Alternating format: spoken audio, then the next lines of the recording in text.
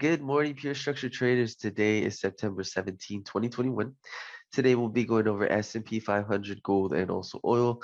I'll be giving you some of the major levels on S&P. Wendy will be going over some of the minor levels, and then we'll go over gold and also oil for you guys as well.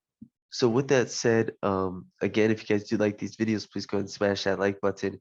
If you're not subscribed to the channel yet, please go ahead and subscribe.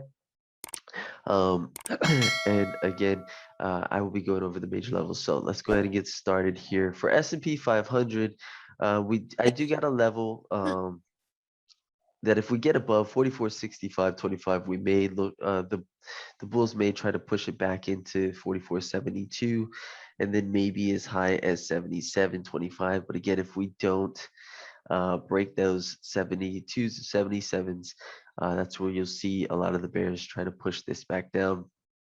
You can see we came pretty low down. I got support sitting down at 44, 46, 75 as my first area. Down below that, 44, 34 even, and then below that 44, 27 to 25. So those are my main areas of support for S&P 500. I'm going to hand it over to Wendy. She'll give you some of the minor areas for it.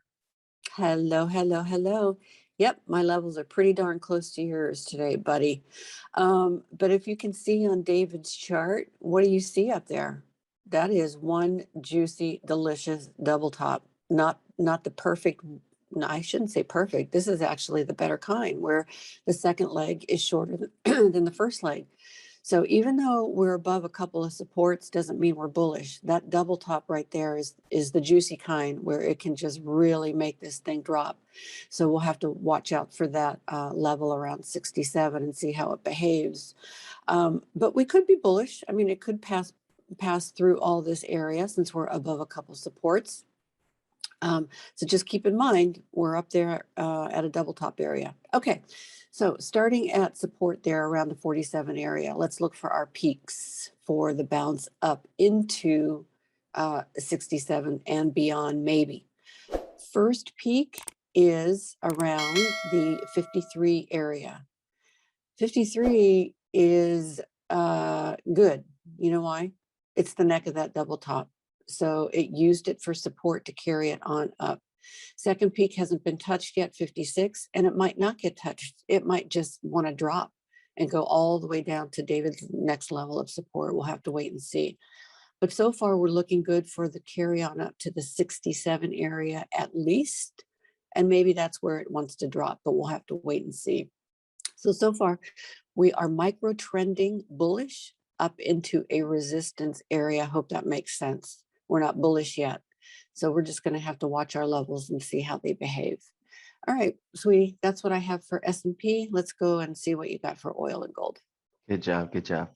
All right. So moving over into gold, you can see that we climbed all the way back up to our level of 67.7, hit off the tick of that, and pulled all the way down. As of right now, we're below our support, 1751.9.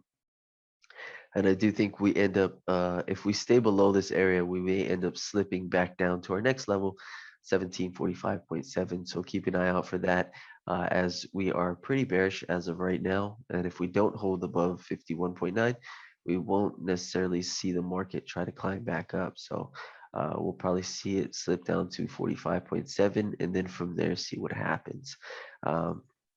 So moving over into crude oil for you guys.